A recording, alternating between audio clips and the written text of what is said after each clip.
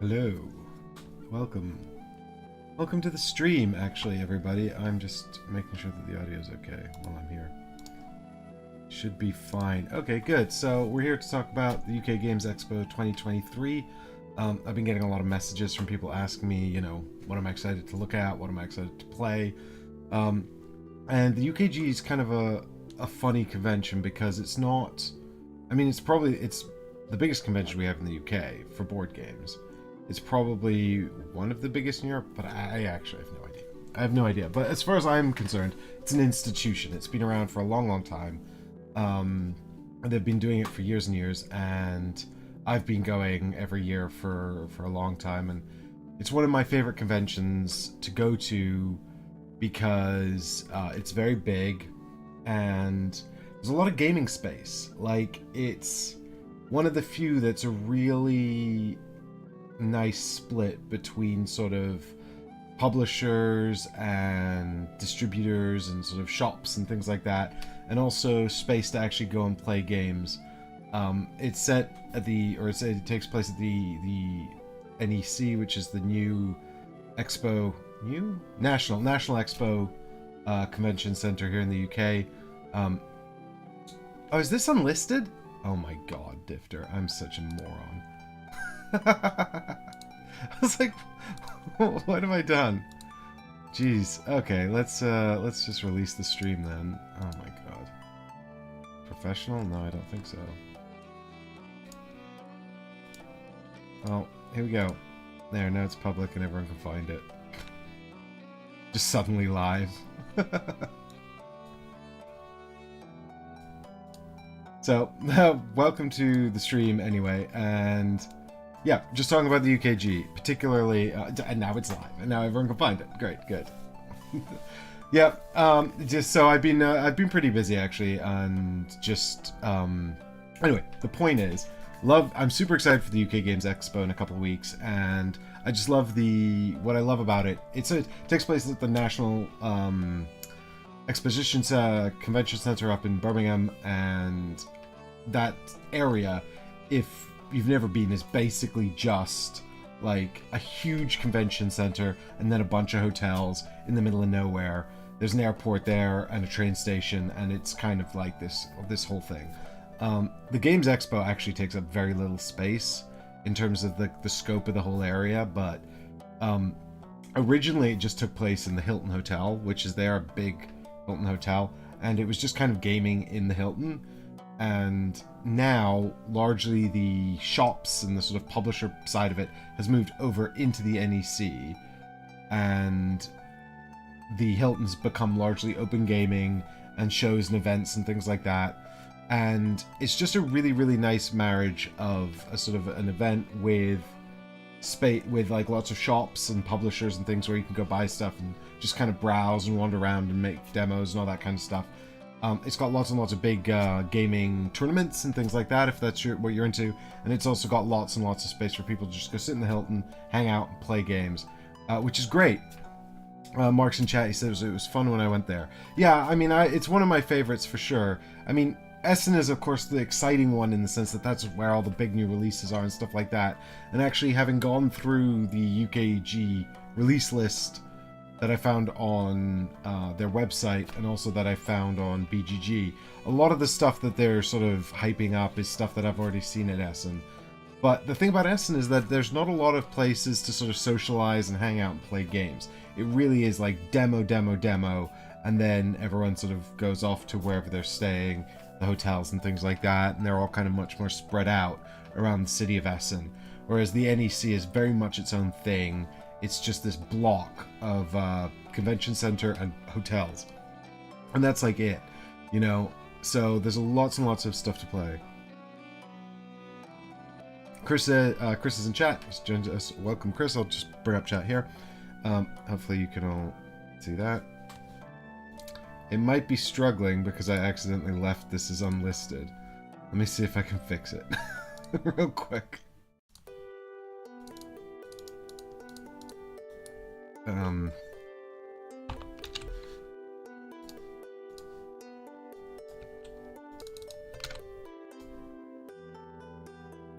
Nope, maybe.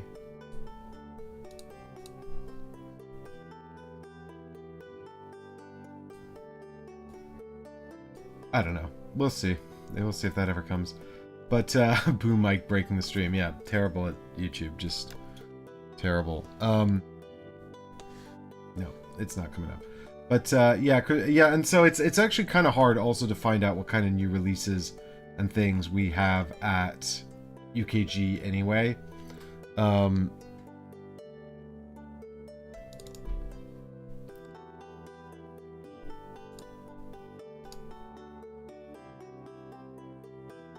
Nope, it still doesn't work. But what I've got for us to look at today here is this web page, which is from their website. They've actually got 3 sort of options here, which includes new to buy, new to play, new to back, which I'm not going to look at, and new to try. But again, like, a lot of stuff isn't listed here, which is really interesting.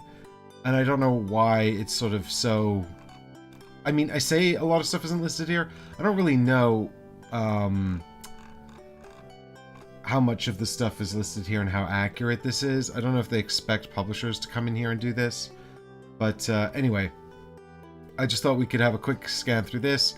And then the other thing I've got up here is a list I found on BGG of things that are going to be there. I mean, this is this is something a chap called Sebastian Paribas put together based on what they've seen and also other stuff. So it looked like a pretty good list anyway.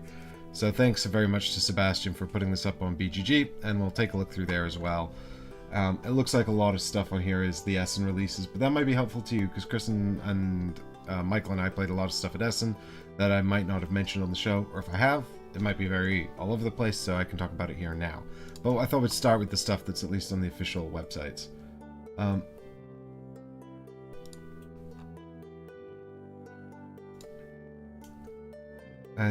Yeah, so we've got we've got Seven Wonders Edifice here, which is actually something that Repos showed us at Essen, which is a new expansion for their Seven Wonders reprint. And what's interesting about Seven Wonders Edifice actually is that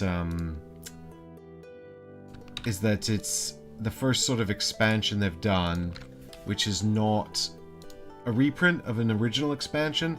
So if you know anything about Seven Wonders anyway, I mean, it says it re-implements Seven Wonders Babel, and I can talk about that in just a minute, but if you're familiar with Seven Wonders at all, then you'll know that, you know, Repos have been reprinting it, and it's got the original set, had the cities, leaders, Babel, and also Armada expansions. Armada was pretty poorly received. Babel had 2 things in it. You're building the Tower of Babel and also the Great Projects, 2 different modules that you could include independently. And also, then there was Leaders and Cities, which just kind of added more cards to the card drafting. And this, I think, takes the Great Projects part of Babel and adds it to the new game, but I think they've sort of developed that concept a lot more and sort of really redone the mechanisms. So I thought, so I've got all of that stuff for the original Seven Wonders, and I thought Tower of Babel, in the Great Projects part of it was really, really good. The Tower of Babel part of it kind of suffers from the same thing as Armada, which is that it's just kind of too much, right? Like, if you've ever played Seven Wonders, it's a very simple card drafting game, and ultimately on your turn you draft a card, and then you put it into your civilization, or you sack it off to build your wonder. And there's a slight element of, like, sort of denial, where you might want to take a card that someone else wants, and then put it into your wonder so that they can't have it, and it sabotages their scoring. I mean, it's been around for years, and it's pretty much considered a sort of a classic at this point. I think the card drafting has dated a little bit, but overall, it's still, you know, generally an enjoyable game and quite well received. Some of the scoring's a bit futsy as well, but you know, it's still quick, and it doesn't overstay its welcome. And I think actually with the Leaders and the Cities expansion, the asymmetry that those add make it a bit more interesting. But Seven Wonders, Tower of Babel, the Babel Tower part added too much. You could sack a card off to do the Tower of Babel. Armada, you could, like, there was all these tracks to advance up. It was too much. But the great projects, which you could sack, which was kind of like a sort of a cooperative element, where you would sack a card off to participate in the project, and anyone who didn't would be punished if the project was realized. And if the project wasn't realized, then I think everyone was punished as well. It was anyway. It was a nice expansion. I like that part of it. So I think if you like Seven Wonders and you've just got into the new printing of it, and this is adding that back into it, this is probably pretty cool. Hey, Paul's here as well. Evening, Paul. So yeah, Agricola 15. This was at Essen. This is obviously a reprint of Agricola, and I've seen, like, I saw it at Essen. It looked neat. I think everyone sort of I think everyone knows Agricola. If you don't know it, you can always play it on BGA, Board Game Arena, if you want to try it out before you get involved in it. I knew you were going to say that, Paul. Paul's asking if I've talked about his live show yet. So on Saturday, Paul will do. I can probably find it here actually. Events.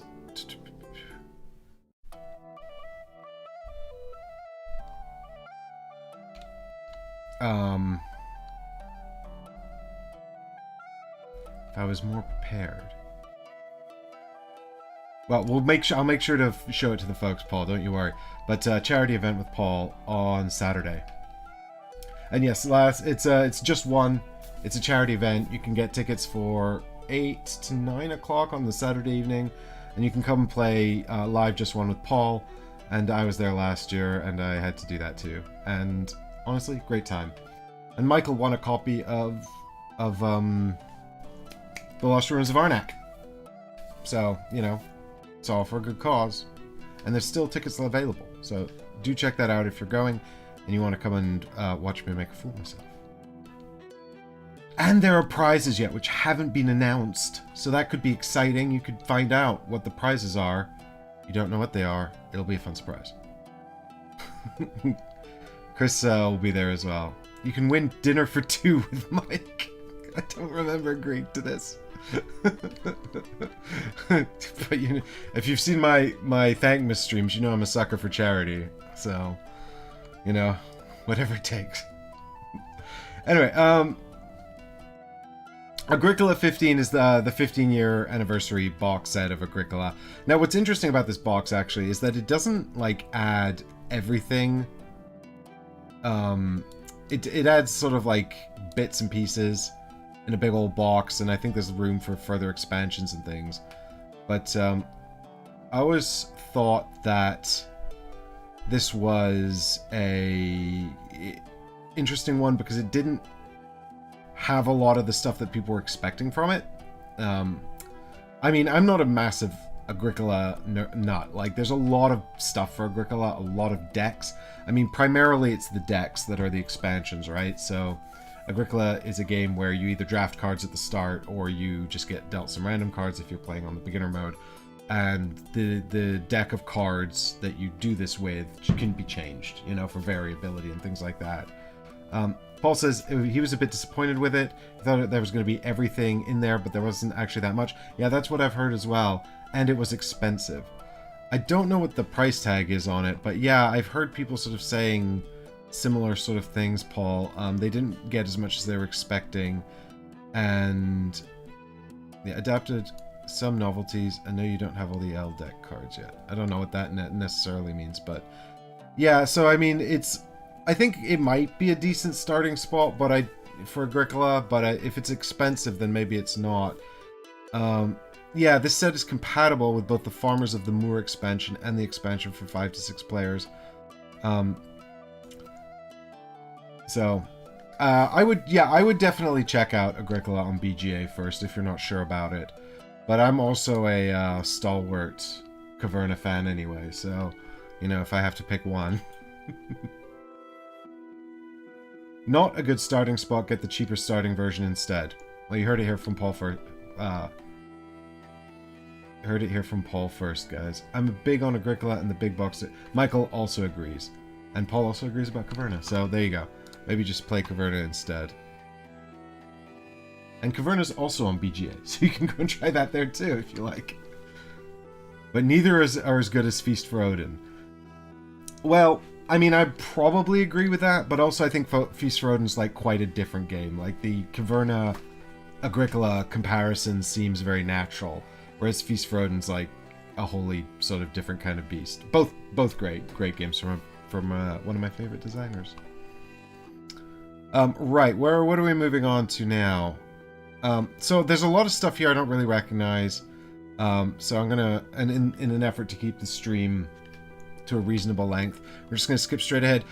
I'm gonna talk about Beast actually just really quick because I don't know a whole lot about Beast, but you guys have mentioned it a lot to me, and this is, from what I can tell, this is a one versus many game where someone's playing a creature and everyone else is trying to hunt them.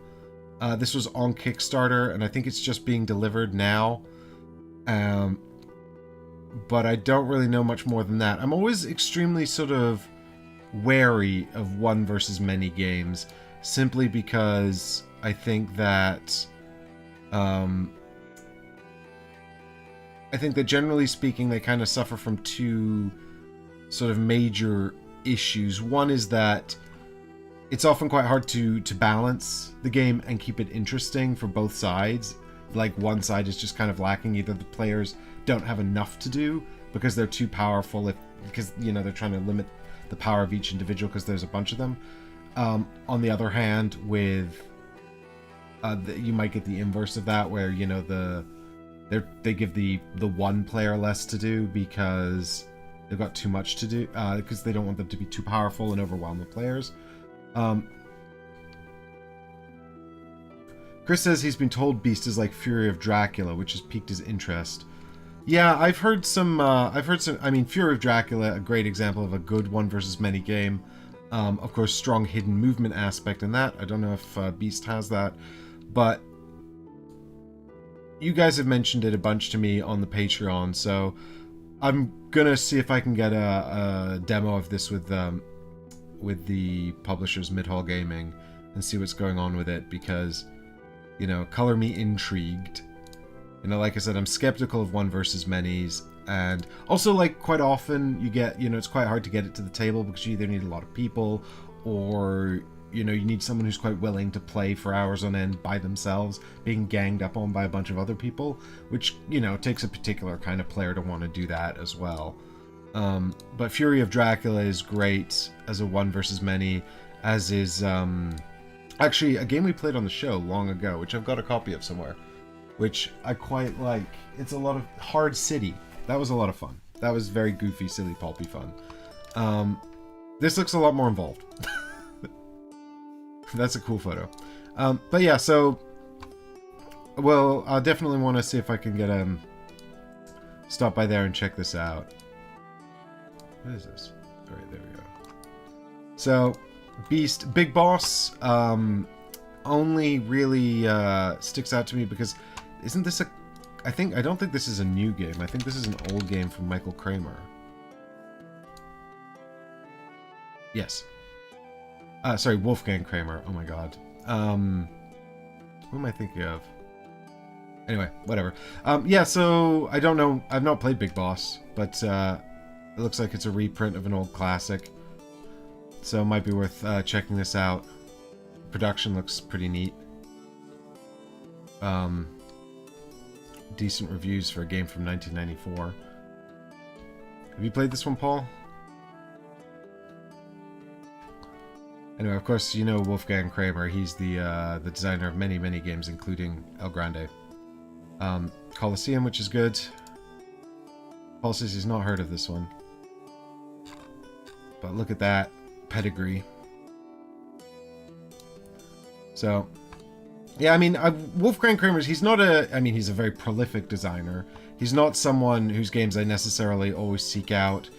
I find a lot of his games to be, like, sort of fun and perfectly fine, but not necessarily like something that really grabs me. So there's not that many actually in my collection by him that I love. El Grande Big Box. I mean, or El Grande doesn't really need to be a big box. El Grande is one of them. Colosseum, I've still got this copy of Colosseum, which I quite enjoy. But there's also so I'm sure he co-designed Paris and also yeah, so Michael Kiesling, that's why I said Michael Kramer, because he often collaborates with Michael Kiesling. And Paris I thought was fine.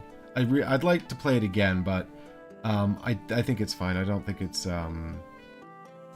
yeah, I think it's it's fine. I wouldn't rush out to get it. And the other one was Palaces of Carrera, another collaboration by them. Paul says, Kramer and Kiesling have done a lot of great games. Didn't they do Colosseum as well? Isn't that another one of their co-designs? Kiesling, you know, famously, you guys probably might know him from Azul. You know, he's the designer of Azul. So, you know. But that's not a co-design. Kramer didn't work on that one. Heaven and Ale is really good, though. Anyway, yeah, so yeah, the Palaces of Carrera. Porta Nigra is really good. Renature actually is something I'm gonna play next week, so I'm excited about checking that out because I've heard good things about that. But yeah, so I mean, you know, a lot of interesting games by them. But not many that I'm massively, you know, that are making my like top lists. Except for El Grande by Kramer. But yeah, so if I get a chance, I'll check out Big Boss, I think. A reprint of a very old game. I don't think I need to talk about Blood on the Clocktower. We covered that in one of our Ready Steady Plays anyway. And I'm sure you're all familiar with it by now. Books of Time is the new one by Board and Dice. And I saw this at Essen in a prototype form. And they talked about bringing it to Kickstarter, and then they've seemed to have jumped straight to retail release, because they say it's going to be on sale at the convention, which is interesting. But it looked really cute. It's like got these books that you're putting pages into, so it's like sort of a deck building situation, but you're actually deck building into these books that you've got in front of you. So that looked really cute. As a sort of a novelty gimmick, I was quite interested in that, and I thought it looked cute. So I'd definitely like to get a demo of this if I can. The designer is oh no, it's Philip Glawacz. I hope I've said that right, Philip. I'm sorry if I haven't, but I think he's like the CEO of Board and Dice. He's the founder of it anyway. He's and I met him a few times, but yeah, he's the designer of Mandala Stones, which I wasn't massively into. It was perfectly pleasant, a perfectly pleasant abstract game, but definitely interested in. Oh, and you saw we actually covered Power Core as well on the show back when that was canceled on Kickstarter. But you know, I'd definitely be willing to give this one a shot. You know, he's got some games to his name, and this one looks like a really interesting one. So hopefully we'll get a demo of that. But if you do get a chance to stop by Board and Dice, that might be fun to look at.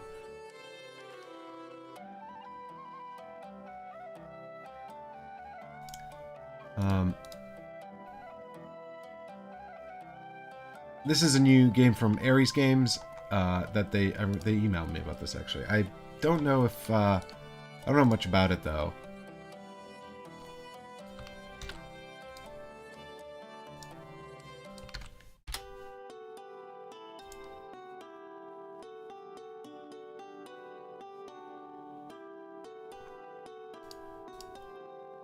So it looks like a fairly new designer. I say new, or fairly a designer with not many titles to their name yet. It says action event, area movement, 1 to 4. Yeah, I mean, it's, you know, Ares generally have interesting titles. I'm usually keen to try them out. Strategic competitive game in which players play a gang that tried to survive hostile desert territories while being hunted by the Volantis, the state police, trained to kill them. The management of each 7-card deck is fundamental. Players use cards to collect resources, place bandits, guard a region, attack the Volantis, assault the prison in the city of Receipt, convert resources into fame, train their leader, and recruit new members for the gang. You win by accumulating fame points. I mean, I'll definitely just try to stop by Ares and get a demo of this if I can. Sorry, this picture's tiny.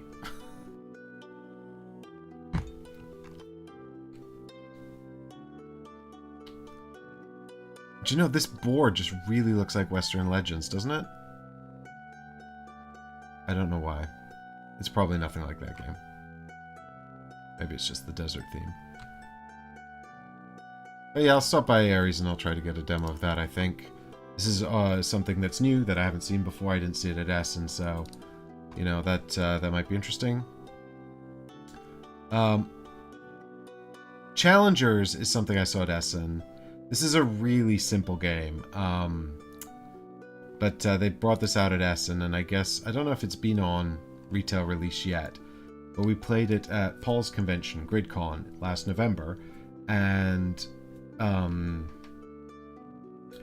it's basically a sort of faux tournament, so you kind of want, like, a lot of players, you know, like, best at, like, 8 or something, and what you do is you sort of have a faux round-robin set of tournament-style games, but actually the game is basically automatic, and hey, and Paul, the chat's still not working. Good night, Paul. Thanks for stopping by. But yeah, so the gameplay is basically automatic, and you're doing like a sort of a small amount of deck building in between the rounds of the tournament, and then you and your opponent are basically playing out a tournament round, but it's kind of just flipping cards to see who gets the most points. There's not really any decision making in the actual rounds. All the decision making is in the deck building between rounds, and it's really fast, it's super light, it's really silly. It says 1 to 8 players. You probably want like 6 players plus for this. But I thought it was a really interesting, fun little novelty. I mean, it's super simple, and I think if you want, like, you know, if you think this sounds a lot like a board game adaptation of a digital auto battler, we're proud to tell you that this is the first of its kind. Yeah, I mean, the art is super goofy, and each of the sort of, you've got like all these different kinds of decks in the game that are all themed around different sort of groups. So you've got like the clowns from the circus, the medieval knights and the dragons. So it's very like, the themes are super anachronistic and all over the place.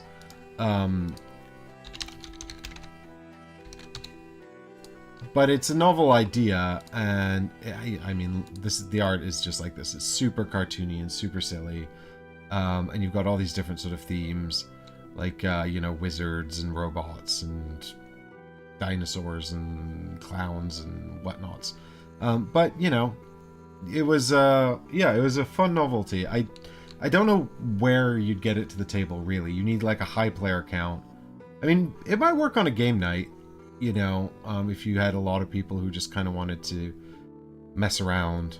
But I think the one drawback of it is that it's quite light, and it's not, it says it didn't say 45 minutes per player, did it? I don't think that's quite right anyway. I've lost it now. There it is. It's about 45 minutes independent of player count.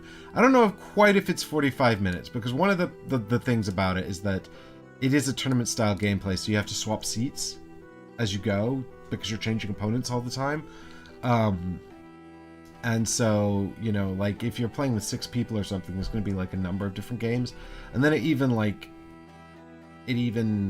models a little cut at the end, so like the players who are like both top of their bracket then have to face off in a final. And it's all very novel and very amusing, but it's probably a bit longer than 45 minutes, and it might be a little too long given how light it is. It's very silly. But, you know, I think, you know, with a number of people down the pub on a game night, it would be a fun, very accessible game that a lot of people could access and have a good time with. So yeah, that was Challengers, which we played at GridCon. And that was a review copy given to us by Asmodee. And again, like I want to check the price on this because let me just do that. Because I think, you know, nothing I've... So, I mean, and so, yeah, I mean, if you're buying it down your friendly local game store, you're probably looking at about £35. If you're getting it online, it might be a bit cheaper. And it looks like you can get it... I mean, you know, support brick and mortar stores if you can.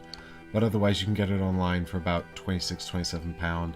So, I think if this sounds like something you might get to play on a game night and might be accessible that people will enjoy, then that's it's a bit of fun. But I think some people might bounce off just how light it is and how little decision making you actually have during the auto battler bit. But we all found it quite exciting, you know, and we'd sort of watch like the games and watch how they unfold, and there's an element of excitement to flipping the cards to see what happens. And I think if their decision making was higher, then the rounds would probably go on too long. You know, then you're bored. You know, it's kind of like the tightrope between it being an actual tournament and it being sort of like something that's really quick and light and over really fast. But, you know, I mean, if you want like a really, really chunky strategic game that models a tournament, then you play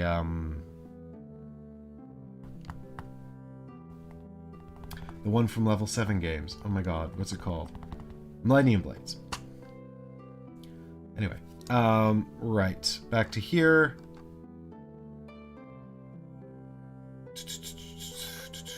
So, Deal with the Devil we covered. That's, again, an Essen release that's finally come to retail. I think it's already at retail. So you've got Distilled, which I'm keen to get a demo of. I mean, this was a Kickstarter that delivered to people already. I have not played it yet, but I know a lot of people who have played it and speak very highly of it. I would certainly like to give it a shot. So hopefully I'll have a chance to do that at the convention. But I'll definitely see if I can stop by Paverson Games and try that out, because I've heard really good things about that. So if you get a chance to go and demo that, it might be worth a go. Earth, I did a live stream of the solo mode of. Earth is a Kickstarter that delivered recently. It's sort of like the ultimate tableau builder. It is it is a 1 to 5 player game where it will absolutely be the same length of time no matter how many players you play at, because it's entirely simultaneous play. I think it had just won like the BGG awards for like best Euro game. It beat Hegemony, which I think is wrong fundamentally. But, you know, obviously it's subjective. The thing about Earth is it's kind of like ultimate parallel play, so I definitely suggest getting a demo of it. The thing is, if you like tableau builders, like, you know, you like Arc Nova, you're into Terraforming Mars, you like Everdel, you know, this is a very similar tableau building kind of thing. It takes the tableau building and ratchets it up, so, you know, you've got like a lot of different elements to it. But there's borderline no player interaction whatsoever, and really the only player interaction is trying to gauge how long the game will be, because it finishes the minute someone completes their 16 card tableau. And then there's also some group objectives, which you can play without. You can play independent objectives just like Wingspan. But, you know, ultimately because it's entirely simultaneous play, there's not even like any just general social interaction during the game, and there's very little player interaction in the game mechanisms, so it's a super solitary affair, just heads down, tableau working with a lot of, I'm taking the growth action. Okay, has everyone done that? Has everyone done the growth action? Okay, cool. Now it's Dave's turn, and Dave's like, I'm taking the watering action. Okay, everyone do your watering action and let us know when you're done. You know, so for me, that kind of puts it in a category of games I like the least. You know, I want player interaction. I like you know, my favorite part of terraforming Mars is trying to work out when the game is going to end based on the you know, the progression of the different, you know, terraforming factors. And in this, you know, the opportunities to play cards into your tableau are typically when someone takes the growth action. So when you get down to like 3 cards left, then it's 1 or 2 growth actions away from the end of the game. But that's just, it's not enough. You know, the time, you know, I want those really tight timing considerations. And what makes terraforming Mars tense is that you don't know necessarily how much progress someone can make on those terraforming factors in a given turn. As they build up their tableau, those actions get stronger. In Earth, I don't think there's a way to make the growth action card play stronger. I think, you know, you're always going to be playing 1 or 2 cards into your tableau based on whether you took the growth action or someone else did. So, you know, with 3 spots, you're 1 or 2 turns away, and that's of course going to be based on whether you take the growth action and you know, and where you are in turn order. You know, and you might be trying to gauge like how many points someone has, but by this point, it's just impossible to calculate. Yeah, Difter, I mean, Difter says, I guess it's great for sensitive groups that don't like confrontation in games.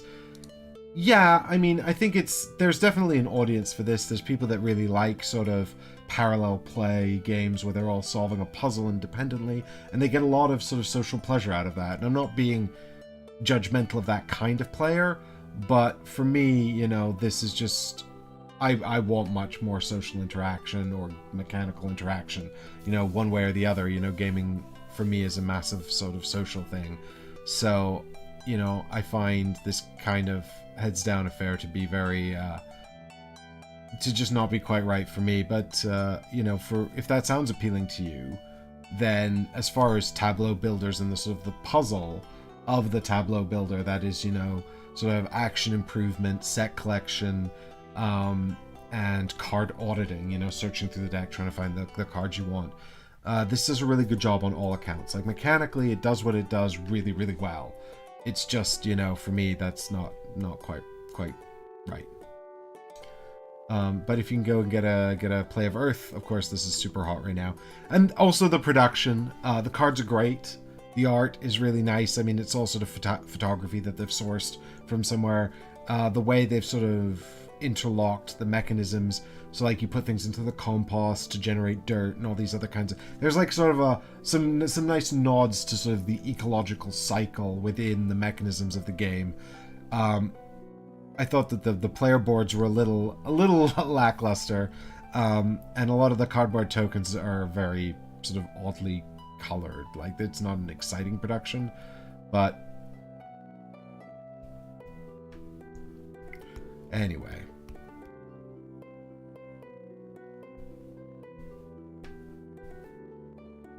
That is Earth.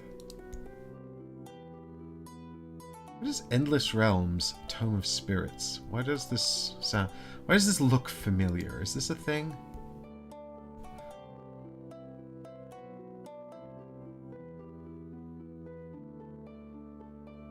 Okay, this is some kind of RPG thing. I don't know, something about that text looked familiar to me. So you got the new Everdel Mistwood expansion. I've got and the New Leaf expansion. I've got these sitting here in my Everdel Complete collection, which is too big to bring anywhere and play. So I'll probably never get to play these. Maybe I'll go demo them at the UKG. Fantasy Realms Deluxe. Fantasy Realms remains great. Super fast to play, super silly. Just, you know, it's good by dint of just being really, really, really quick and silly. And, you know, you can't really get too mad at it. So I would, you know, if you want a game that's just super fast to play, really quick card drafting thing, it's not even proper drafting, it's just a card exchange. I don't know.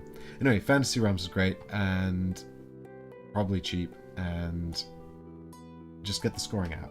There's tons of them. Just download one, because scoring it manually is a pain. It takes as long as the game does.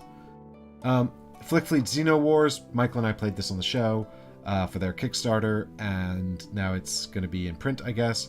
Flick Fleet is great. Dexterity game. Spaceships careering around, shooting dice at each other. What's not to like? I mean, the sort of, I guess the unique selling point of Flick Fleet is that the ships shoot dice. So when you flick the dice at the other ships, you have to like hit it and then also get a good roll. So you're like rolling the die as you flick it, which is super novel. But they've built a decent game behind this otherwise sort of novel sounding dexterity affair. But I really enjoyed Flick Fleet, and I definitely recommend going by their booth. They were always running sort of fun games. I think they have like a challenge on every day where you can participate in the challenge, a dexterity challenge, and then the winner gets a prize or something. So I don't know if they're doing that this year. No promises, but always worth stopping by and checking out Flick Fleet. I think it's great. Frostpunk, I've been playing on the show. I don't know. It says you can go and buy it. Frostpunk is a solo game. It says it goes up to 4, but it doesn't. It's a solo game. It is a difficult Euro narrative-driven, Euro-style narrative-driven thing. If you don't know anything about it, go and check out my live streams. I haven't won yet. Oh shit, that's spoilers alert. Damn it. Never mind. But yeah, big and expensive, and if you haven't come across it yet, I mean, but it's really a solo game. Like, so if you're into solo games and you want something that's sort of bleak and difficult and sort of 4X-y narrative-driven Euro-style mechanisms, then Frostpunk might be for you. There's certainly a lot of gameplay in the box because there's lots of different scenarios, loads of different ways to set up. I really like the way they've sort of allowed you to escalate the difficulty. They've just released some stuff to make it easier, which is nice. It's really, really, really hard. Difter says, I think I prefer the computer game. There's no setup time. Yeah, I mean, I haven't played the computer game, but I think that's also a reasonable point. I don't know how different they are. But, you know, as far as a sort of a narrative-driven board game goes, I thought it was quite well done. I say narrative-driven, like, again, you're running a whole town, so a lot of the narrative is sort of in the form of event cards and the consequences of some of the decisions you make. I am a little concerned that there are some elements that might get repetitive because they're definitely present in every scenario.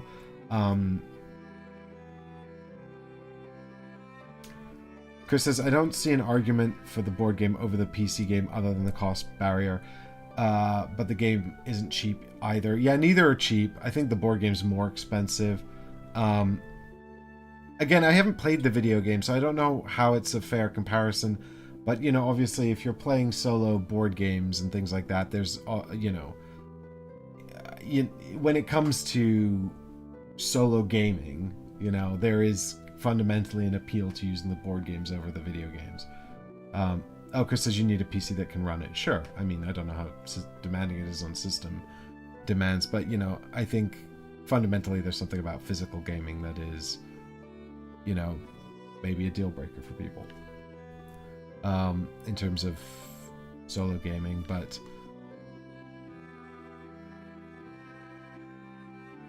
like, you know, there is, I mean, it is like a management game, and I mean, I definitely would like to play it again, having played it twice now, so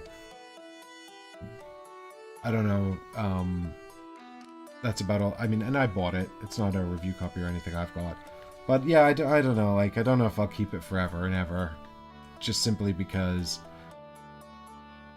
I think there's probably a lot of gameplay in there in terms of escalating challenge, but I'm concerned that it might be a bit too arbitrary. But we'll see. People say it gets better.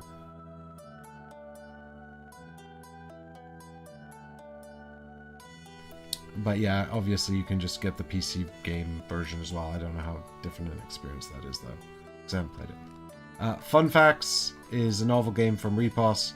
We played this at Essen. They give us a review copy. It is very much a sort of a group activity more than a game, as Chris said. It is, you know, it asks you these questions. How long is the perfect nap?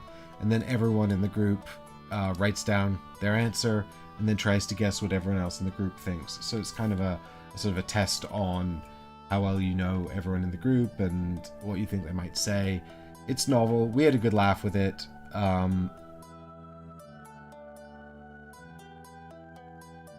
Not much more to say about that, really. It's fun. It was nice.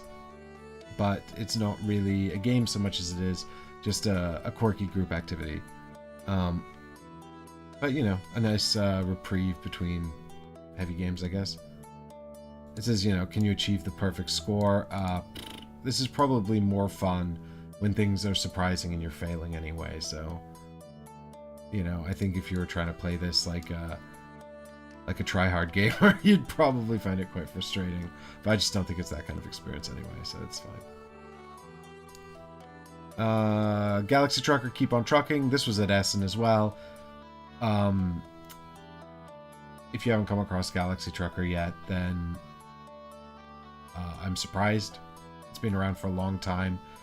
You know, Galaxy Trucker is 15 minutes of, you know, random anarchy, followed by like half an hour of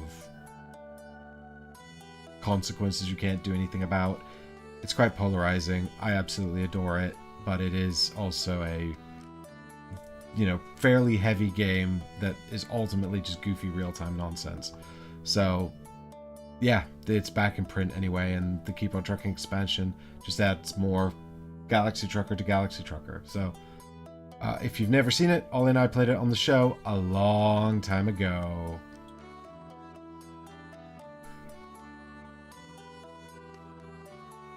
Chris is possibly trolling me in chat. He says, Galaxy Trucker is objectively the best game ever made. I don't understand. I don't think Chris likes Galaxy Trucker. So, we'll see anyway. About that. But, I definitely, if they're demoing it, I would definitely recommend going and getting a try. Because you could probably get a really nice flavor of the game from a demo. And see if it's something for you. I also have my copies of Galaxy Trucker, review copies of the new Galaxy Trucker stuff that Czech Games Edition have given me, and I have all the old stuff from Galaxy Trucker, so maybe we could do a side-by-side comparison at some stage. Maybe I'll give those away at the Patreon, on the Patreon at some stage. Not on the Patreon, on the Discord server. So come and check out the Discord server. It only costs $1 to get in. I'll talk about games I've played. Hager says, I feel like that should be selected for the Patreon meetup. Yeah, if you want Chris not to come to it.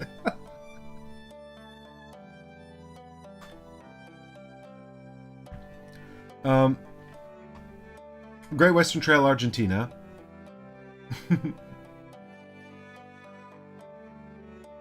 Is obviously the sort of second. So you got Rails to the North here, which is just the expansion for the same expansion from the original for the same expansion for the original, but for the new edition. Then you've got Great Western Trail Argentina. I actually played this recently, and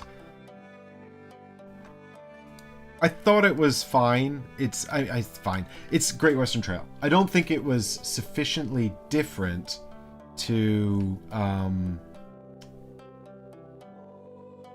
don't think Great Western Trail was sufficiently different. Argentina was sufficiently different to Great Western Trail to necessarily justify its existence. I'd need to do more looking at it. So I need to dive into it in more depth, because to really like get a sense of the changes. But I'm not convinced it justifies its own existence. It has this sort of interesting mechanism with boats where you're shipping your cows off to Europe on boats, and I don't think it's necessarily more complex or less complex than Great Western Trail Rails to the North. It is more complex than Great Western Trails without Rails to the North, but yeah, it just didn't do anything substantially different. The theme is different, of course, and the production is nice. Although I do remember us having some issues with the production. I've forgotten them now. I think it was something to do with the colors on the boats that you were shipping. Some players were struggling with it. We played it at 4. And some players were struggling with the colors on the ships. I mean, obviously this looks like an Alexander Pfister mess of iconography. But yeah, the color of these anchors is quite important. And people were so struggling to pick up the color of the anchors. And the colors of these banners on the shipping lanes as well are important. Or the shipping destinations are important. But yeah, for me, I don't know. I'm not sure if I see the need for this to exist alongside normal Great Western Trail. I think if you'd played the other one to death, and you and your group had like meted all the strategies, and you had a really good idea about what you were going to do in every game, and you were like sort of looking for something to shake it up and make things different, sure. I also want to look into a bit more detail on how the buildings differ. You know, if you don't know Great Western Trail at all, then you're traveling along this route to get to the end destination, which is Kansas and Great Western Trail, and not Kansas in Great Western Trail, Argentina. I'm trying to remember where it is, but I've forgotten. But you will originally, you know, in the early game, you can make the route quite quickly because all the spots that you can see here with these buildings on them are empty. But then as the game progresses, players put these buildings out, their buildings out onto the board and make the journey longer and more difficult and generate actions that way. And you have to pay tax to the owners of the buildings and things. And that's really interesting. I mean, the original is a great game. This is still a good game as well. But, you know, the challenges are that, I mean, what I'm trying to say is I don't know how different the buildings the players build in this game are all that, how different they are to the original game. There are enough variety in the buildings in the game. They're all double-sided. You can pick a set, or you can randomize it, and so there's quite a lot of variety in terms of replay amongst the buildings, which I think are one of the key things that make the game so strategic and dynamic and interesting. And so, you know, I want to compare the building sets. I just haven't had a chance to. But I don't generally think that Argentina is necessarily worth picking up if you've got the original. I mean, I haven't even picked up the second edition of the original just because I don't think it's necessarily different enough to the copy I've got anyway. Although, you know, it is, the meeples with hats are nice. Where are they? Yeah. Which come in the second edition versions of the game and don't come in the original. But, yeah, so, I mean, I'm still interested to see what Pfister does in the next version of Great Western Trail Argentina, but it just feels to me a bit like there's not enough difference there to necessarily justify it. Hamlet I haven't had a chance to play yet. I'd really like to try it. It's some kind of village building logistics thing. I do have a copy which I bought, but if I had a chance to go over and demo it at Mighty Boards, I'd definitely take that opportunity. Mighty Boards also have Fate Forge over there, which looks like an interesting title. So there's some cool stuff to demo over at Mighty Boards booth that I definitely would want to go and check out. Heat is here. It says new to buy. I'm pretty sure this has been available at retail for a while because I've seen a lot of people talking about trying to get a copy, and then it was sold out, and then it's back in sale. Heat's quite expensive actually, but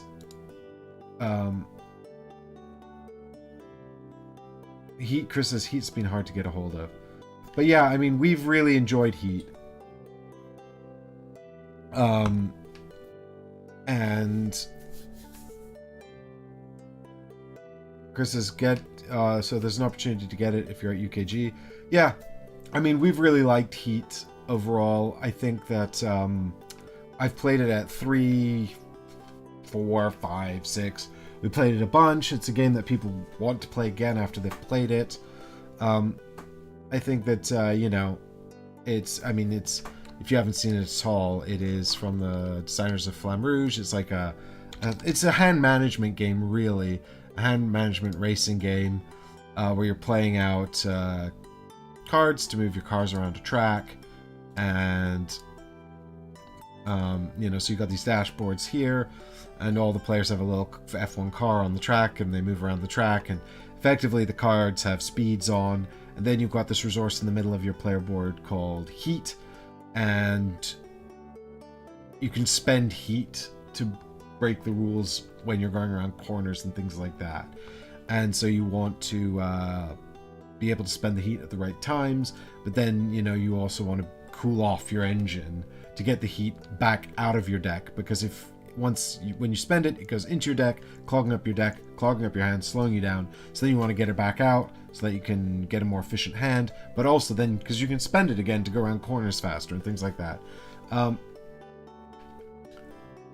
Brian says heat is surprisingly good for 2 players as well, as the AI legends are nearly effortless to run. Yeah, we tried it, I think, with an AI at Essen, but I haven't played it again since.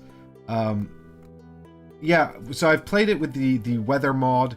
I've played it with the asymmetrical sort of drafting. So there's what you get is this asymmetrical drafting where you put out all these cards that change the way your car runs, and every player gets to draft some cards from that. I actually wouldn't play it without that unless I was introducing it to new players now. And if I was playing with sort of hobby gamers, I would definitely play with that right off the bat. I really like the drafting. I think the one thing I'd say about Heat is that I do think that it does have a sort of a habit of sort of it's got quite a strong catch-up mechanism in the game, which is this like there's 2 elements to it. One is if you're like right at the back of the pack, you can have a free movement, and then also it's got this slipstream mechanism where if you stop right behind someone, you can overtake them. And I think that those are both very, very strong, and they have this effect of keeping the game exciting throughout because it's really, really close, but also kind of making it feel a bit like being in the lead is a poison chalice, because everyone's just catching up to you and overtaking you all the time. And I think that that's just the pros and cons of that mechanism. You want it to feel like a really close race and a really tight experience. You know, if someone got an early lead early on and then it was just uncatchable, that wouldn't be very interesting. At the same time, it can make, you know, getting a strong lead and playing really well only to be overtaken a little bit frustrating sometimes. But overall, a really good experience. It's relatively short to play, relatively quick to play, and as I said, it's great at 6. And everyone's saying it's greater at lesser player counts anyway. Yeah, the weather mod is cool. It adds a lot of variety to the tracks. The box comes with a bunch of tracks. The box comes with a bunch of stuff in it, and I mean, there's also like a Grand Prix setup as well, where you're going to play like races back to back. I haven't tried that yet. With this sort of a score that carries over, that might be interesting. But you know, what can I say? You know, it's something we've really, really enjoyed. So, Spaminite says need more tracks. Well, one of the things I noticed actually was I think that there's a guy on BGG here that's been making tracks for it as well. I saw, yeah. So there's all these fan-made circuits up here, and I saw people at oh, what have I just done? I've just literally just deleted that. Anyway, I saw people at Aircon when we were there had printed these off and had brought them and were playing with them. So that was really cool. Like, you can just get more tracks here. Yeah, someone had printed these off. I mean, that's massive, that track. But yeah, so there are already more tracks that are fan-made that you can get that look pretty neat.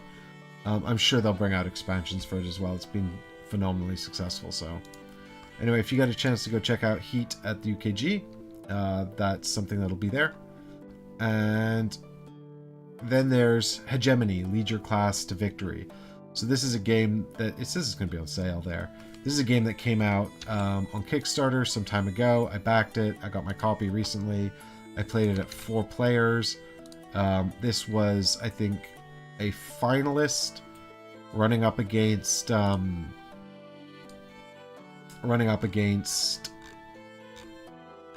Earth and something else.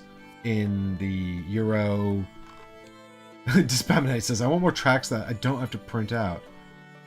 And Brian's telling me I need to play the full season of races. Yeah, I'd definitely be up for giving that a shot. But this is this looks like a prototype, actually. I think this is a shot of the prototype. But this is a game. It's sort of it's a Euro game. It's asymmetrical. You're each playing. You're collectively as players running a nation, and you're all playing different classes within that nation. So the 3 player classes are the working class, the middle class, and the capitalist class, and then the 4th player is actually the state running the government. And you all have your own objectives and sort of methods of winning, with the working class sort of trying to acquire prosperity for its people. The middle class is doing effectively a hybrid job, which is half the working class and half the capitalist class. And the capitalist class don't care about that at all. They're just trying to amass profit, and they get points for money left over at the end of every round that they put into their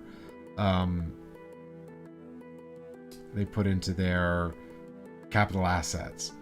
And then the state is effectively trying to sort of meet their own sort of weird political agendas every round. And yeah, it's actually like I think one of the reasons why this is getting sort of really quite a lot of buzz. Here you can see, oh, that's way too big. Here you can see the different political tracks. There's 7 of them, but these 5 are the main ones here, and these black tokens are the current political standings. So you can see up here you've got fiscal policy, and on the left of the track you've got socialism, and on the right you've got neoliberalism. And so the fiscal policy will move along this track left to right to show how socialist or how neoliberal your society is.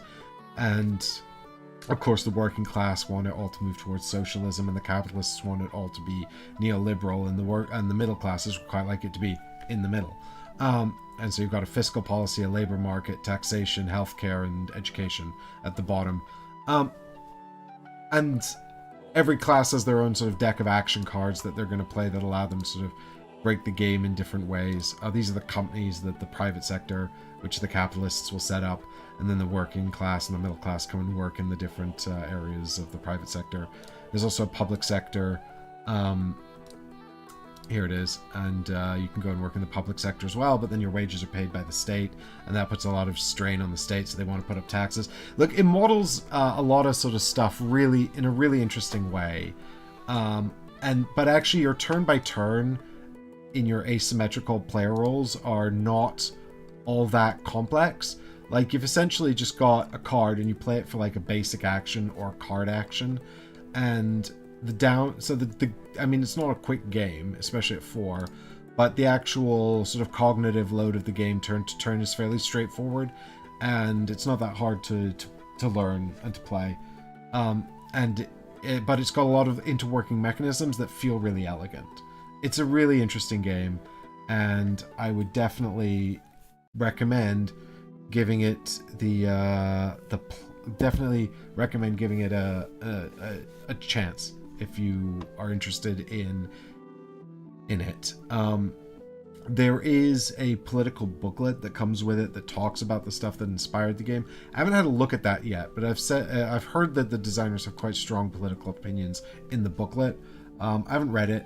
Obviously, I guess warning, designers with strong political opinions you might not agree with. The game, they don't come out in the game necessarily. I mean, the game, obviously it's modeling quite a big thing, and it's quite a high level look at these, societal elements. So I guess take that for what you will, but really interesting game that sort of models political interactions in, a sort of a Western democracy in a really interesting way. And definitely worth trying if you get the chance to. But yeah, I thought it was a really interesting game.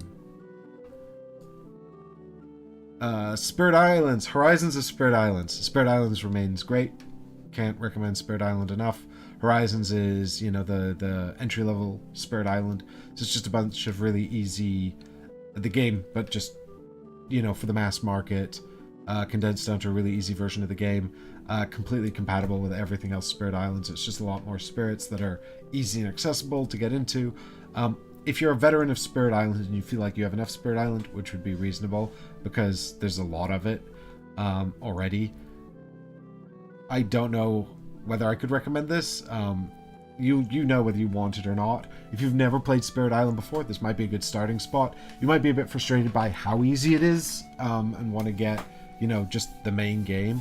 But I think it's relatively cheap to get, and also very accessible. And if it's cooperative, so it's quite a good, like, not entry-level game. It's quite a good way for people to get into, like, sort of more complex hobby gaming, and this isn't probably the best way to do that. So if you're playing with people that are not necessarily hobby gamers and you want to show them something that's a bit more like mechanically complex but also presents an intriguing puzzle, like Horizons of Spirit Island might be a good way to do it.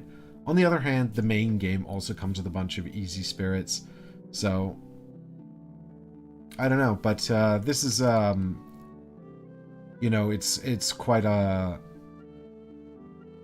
condensed version of the game, so definitely a interesting sort of addition, but maybe not something you need to... I mean, if you've never played Spirit Island before, definitely go and try and get a demo of this one. I don't know anything about Indiana Jones Sands of Adventure. I can't believe I've been... How long have I been streaming?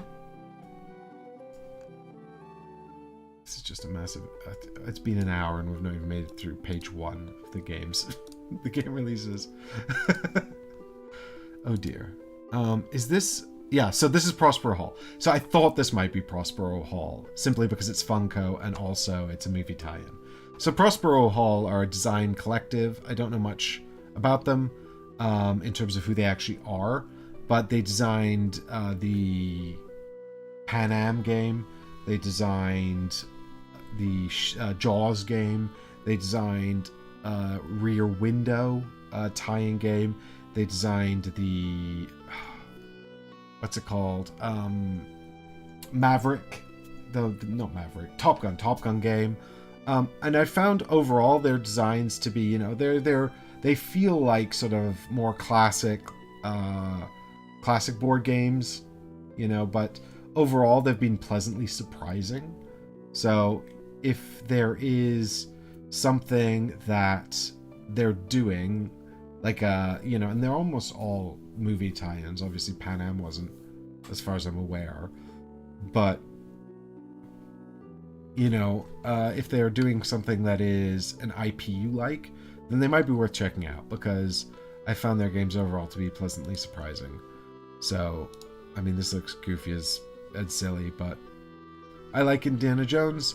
I actually quite literally have Fortune and Glory right here, so I don't know. I mean, it's not Indiana Jones, but it is.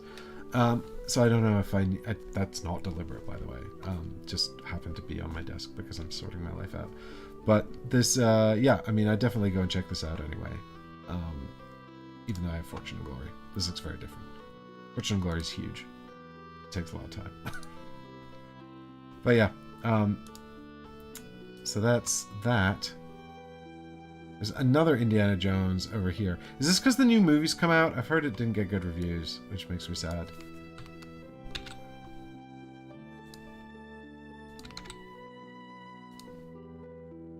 So this is the... I mean, this is just a Funko. I don't know why I'm looking at it. What else have we got here? Kingmaker is something I keep seeing. This is a classic game that keeps getting remade. Marvel Dice Throne. There's more Dice Throne. It's great. Dice Throne's great. This is obviously going to be a deal breaker on whether or not you like Marvel characters. And then Marvel United. Obviously, that was a big Kickstarter that Simon did. I feel like that's been around for a while. I don't think that's new to buy at all. Noli I reviewed. If you haven't seen my Noli review, go check it out. Noli's fun. Oathsworn, Chris and I are playing through that. Apparently you can go get a copy, so if you're interested in that. you could definitely go check out Oathsworn. I'll give you a demo, I'm sure. Big expensive thing to buy, 21 chapters, very long, so you know, you'll know whether that's something for you. Splendor Jewel, which Chris said, I haven't played it. Chris said earlier that he gave this a shot and he liked it. Dueling games are great.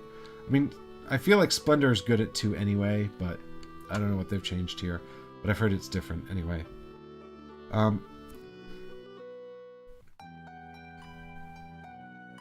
So the Star Wars deck building game, I actually bought a copy of, and I'm not entirely sure why.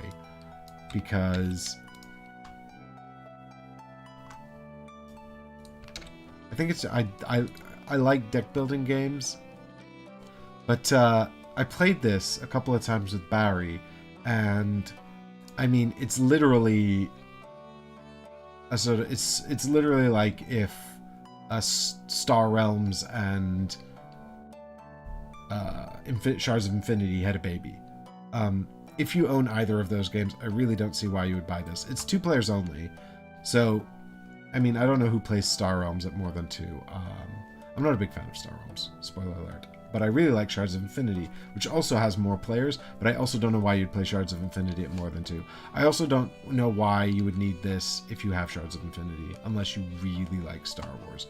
But it really is absolutely just Shards of Infinity, but with Star Wars. So, you know, one person's the Rebels, one person's the Imperials. You've got these bases that are basically your health, and you're getting attacked. There's a market row of cards. You can only buy cards from your faction, but there's also neutral cards. You can attack cards in the row to delete them, and then you get a special power, kind of like the mercenaries in Shards of Infinity. I don't know, like, it's fine. If you don't have either of those games, and I know Shards of Infinity is coming out with a big box with all the expansions in it soon, so that might be worth waiting for. That's also going to have the cooperative mode and stuff from Shards of Infinity. I've never played any of those. I've only ever played the basic version. I have all the expansions, but I just put all the cards in one big deck and play the main game. But I really like Shards of Infinity. I think it's great. As a result, I think this is also quite good. But I think Shards of Infinity is probably better and a bit more interesting. They're both equally short. The one thing about Shards of Infinity that's nice is the escalation over time, like the focus mechanism where, you know, you're always trying to invest in your focus, and eventually the game will just end if you get enough focus. If you know about Shards of Infinity. In this, there's not quite the same mechanism, so you could probably get bogged down with a really annoying deck, but we found when we played it escalated nicely and then ended quite in quite a satisfying way. Yeah, I mean, you know, if you don't have Shards of Infinity and you really like Star Wars, maybe this is for you. But if you just want a head-to-head deck building game, I think Shards of Infinity kind of does all the same things, but there's just more of it. And it's coming out with a big box soon. And if you really want to have slightly more options, Shards of Infinity has it. I'm sure that the Star Wars deck building game will see an expansion as well. But the one thing that was kind of annoying about this was that, like, Luke Skywalker and Darth Vader look really powerful. We never saw them in our game, ever. But I also feel like if one of them came out, that would be really annoying. But, you know, all of these deck building games with the rotating marketplace kind of have that issue. But the thing is, in Shards of Infinity, you're not locked into buying specific factions.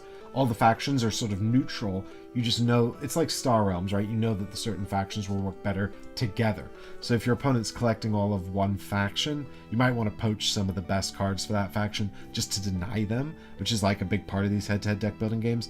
But in the Star Wars deck building game, you can't really do that because, you know, you can pay to get cards out of the rows, but not all of the cards. Or maybe actually all of the cards. Actually, now that I'm looking at it, they do all seem to have costs. So you can see here on Princess Leia, for example, she's got a cost down here to delete her. And then if you do delete her from the market row, you can't do it when someone's bought it. So now she's in the Rebel deck, you can't do it. But if she was in the market row and you really didn't want your opponent to have her, you could pay this cost, and then you'd get the bonus shown. You can't delete the Gazanti cruiser, though. It doesn't have the attack cost. But it's a capital ship, which works a bit differently. But it looks like all the other faction cards do have a cost that you could pay to get rid of them. With the exception of the neutral cards, which are the Rhodian Gunslinger and the Hawk 290. Yeah, it's fine. I'd wait for the Shards of Infinity big box unless you're a massive Star Wars fan, though. It does have Difter. It does have it's sort of across the Star Wars universe, so there's a lot of the original trilogy in there. It's set during that period, so there's Mandalorian stuff, there's Rebels stuff, there's no Clone Wars stuff. That could be an expansion of the Clone Wars, you know, get really anachronistic. Stupefy, we've got a review copy of this from Essen. Still haven't played it yet. It is Cash and Guns, but Harry Potter. Might be fun if you like Harry Potter a lot. Witcher the Old World, I passed on at Kickstarter because the downtime looked excruciating. I would like to try it, but I don't know if I'll find time at the convention. I also know people who backed it and have it, so I might just try to play it with them instead. But I probably wouldn't play it at more than 2.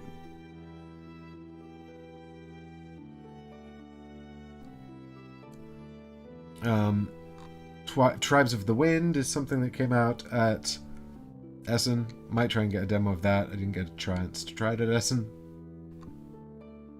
Don't know much about it. Very light game as far as I know.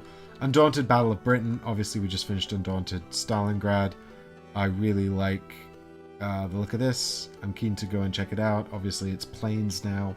It's hexagons on the board. It looks very sort of different. I'm keen to try it and see what they've done differently. Generally speaking, David Thompson and Roger Tankersley are very good. So I'll be keen to go and check that out. Wingspan Asia. More Wingspan in it. I have no real desire for more Wingspan, but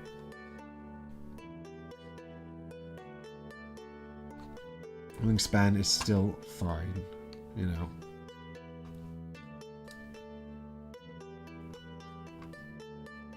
And that is the end of the list of games that are available to buy, unless they're not available to buy.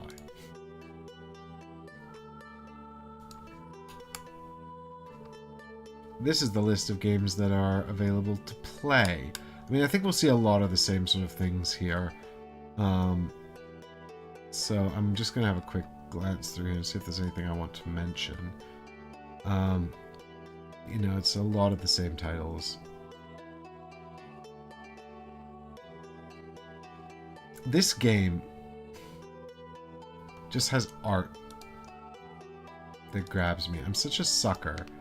Give me something like, you know, something about exploring a fantasy world. I'm immediately like, tell me more. I mean, this looks like a very simple tile laying game.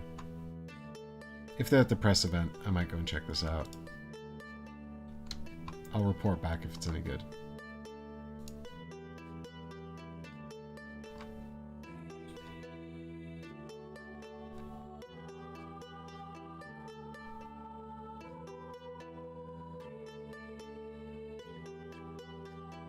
So the Cobbled Island, you guys have been asking me to look at Pauper's Ladder in more detail. I did play Pauper's Ladder when I first got a review copy from Paul the designer, and I've got the solo pack as well from Paul, so I will do a solo playthrough at some stage in the near future. If I can get it done before UKG, that'd be great, but I don't know if I will. This is he's a designer from Brighton, and you know, he's independent, and I would like to cover the game as soon as I can. So I think this is just more stuff for Pauper's Ladder, which is a fantasy adventure game. with a real sort of classic game look, sort of look to it. This is all more beast stuff. So now we're looking at New to Try, and one that's on the list here, New to Try. This is a Total Recall game. I bet it's Prospero Hall. Where did you see that? No, Evil Genius Games. I don't know who they are actually. What would a Total Recall game actually be? Cinema.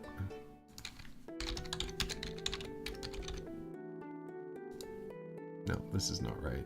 The official tabletop game. Did they not? Sorry. That was there, wasn't it?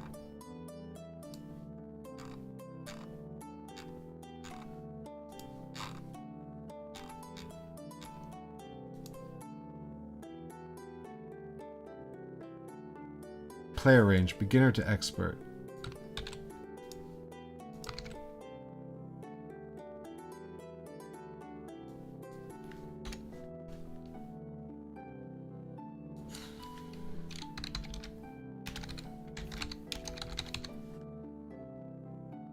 Oh, I need to get the advanced search, don't I?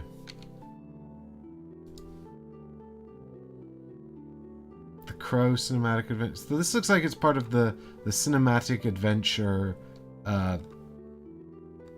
range. I've not heard of any of these. This is 5e stuff. This is a RPG Difter. The only way Total Recall can work is if you start in the middle of the game. Yeah, so it looks like Evil Genius are doing a 5th edition D&D source books. Yeah. Escape from New York as well. So, there you go. Anyway. Look. Yeah, so 2 things here, actually, I should point out. So these are just for... or 3 things, at least. These are just for playing. So, Stone Sword Games, interesting. They've done a few things I noticed. This is Daimyo Battle for Japan, and the reason I noticed this is there's 2 designers on it whose names I sort of recognized from 1 or 2 things they've done, and then it's Martin Wallace. So these 2 I recognized from, Senjutsu Battle for Japan. So the 2 designers from that, they also did the Hogs of War miniatures game, which I know Chris has, but we haven't had a chance to play yet. So I don't know if it's any good. But they are partnering with Martin Wallace and working with Stone Sword Games, who are the same publishers as those 2, and also Cosmoctopus, which I think has been picked up by Lucky Duck as well. And hopefully we'll get a chance to look at that in the future. I've heard it's quite good, but so I'm intrigued to try it out. But yeah, this is really like sort of something that I just did. It looks like a new design from Martin Wallace, so always interested in checking out Martin Wallace's stuff. So if they have that there for a demo, I'll definitely go and try and play that. Yeah, do we have to take loans to fund our feudal Japanese armies? And then you can never pay off the loans? I don't know. I mean, the thing about Martin Wallace is he's done these economic games, you know, like Brass, like Age of Industry, like Railways of the World, although you could say that's just Steam, which is right. You know, Railways of the World is co-designed with Glenn Drover, but anyway, we won't get into all that. But so his economic games always well received and well liked, and then his sort of skirmishy type fighting games have been generally quite poorly received. So it'll be interesting to see where this sort of fits, or if he's trying a new thing.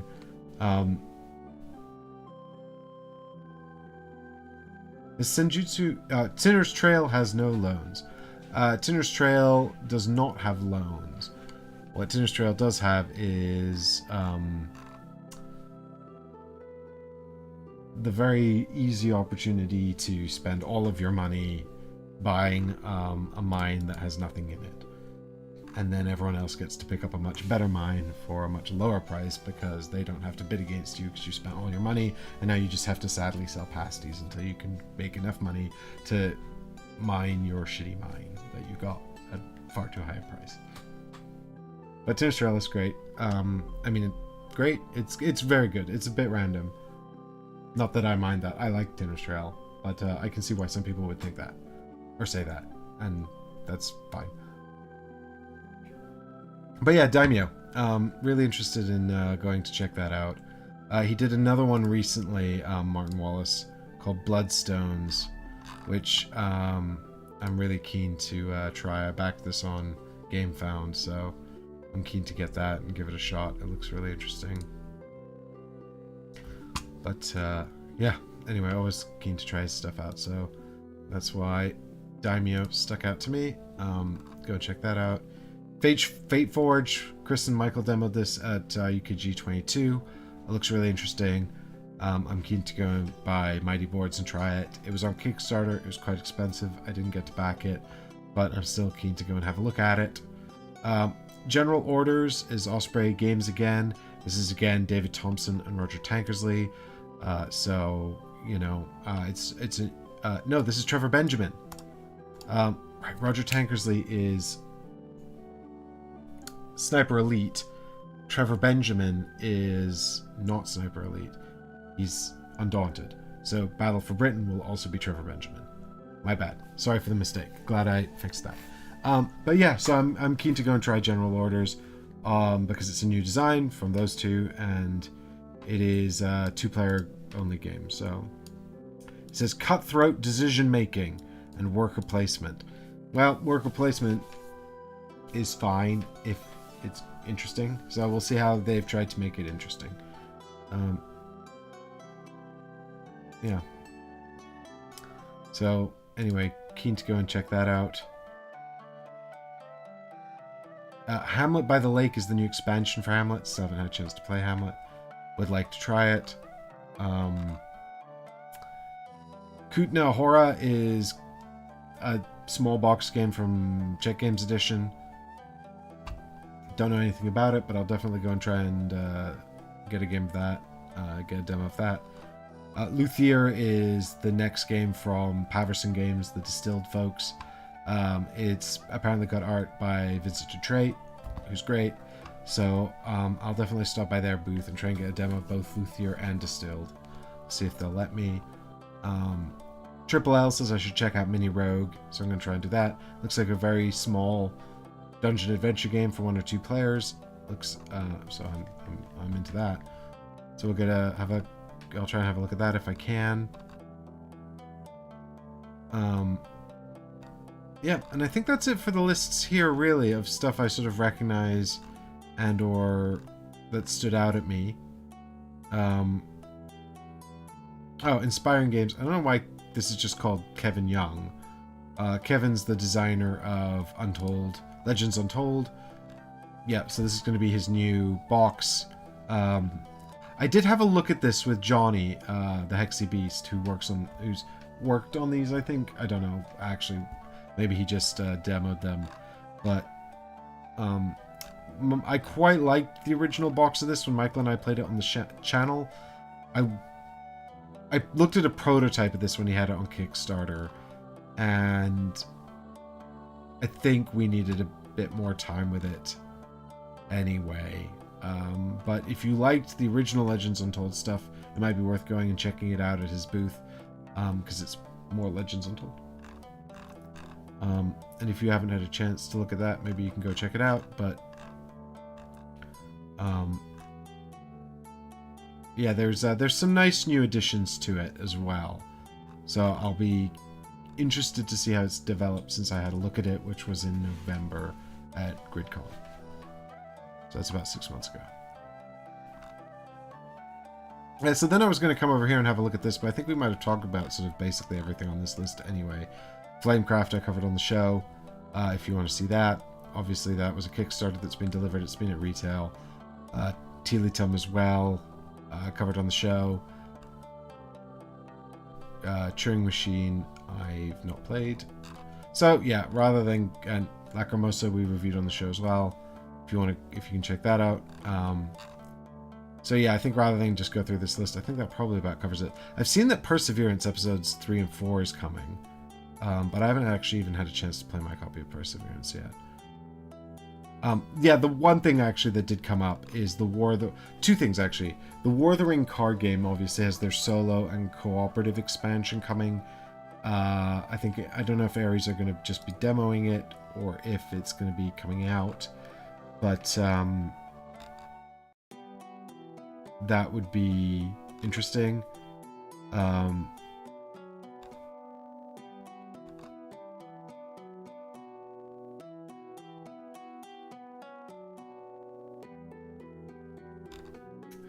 But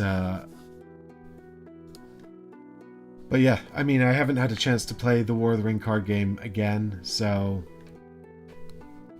I'd definitely like to give that another crack at some stage. And then Northgard Uncharted Lands was out like last UKG. It's a Kickstarter. I got mine a while ago. I've had a chance to play this a couple of times, and I actually think it's quite good. Like, I quite like it. I definitely would go ahead and get a demo of Northgard if you haven't tried it. It's really quite good, I think. But I'd like to play it a bit more. Chris says he played the War of the Ring card game 2-player and really liked it. So, yeah, I mean, I really like the 4-player game we had, and I'd definitely try more War of the Ring card game. And it's Ian Brody. It's sort of loosely based on the Quartermaster General games that he's designed, but he's a good designer, so I think that, you know, a lot of confidence in that.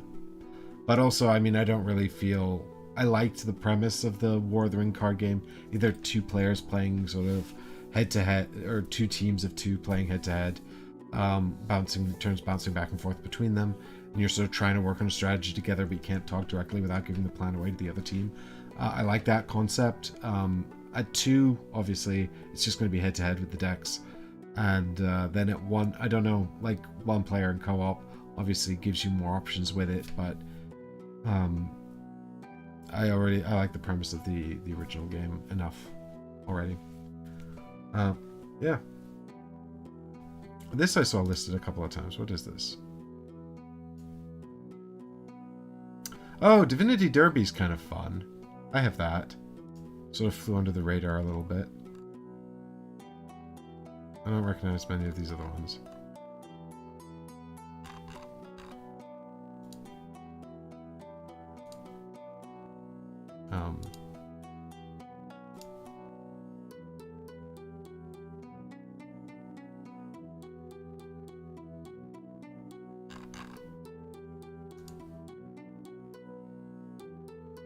This is a 2008 game? Is this just getting reprinted or something?